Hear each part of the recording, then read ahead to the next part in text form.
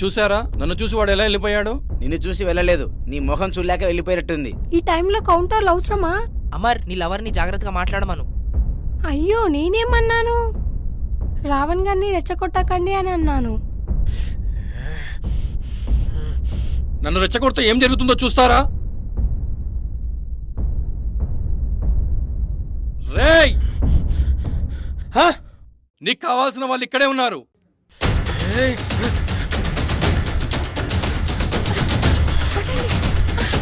వస్తున్నాడు, పదండి. ఆగండి.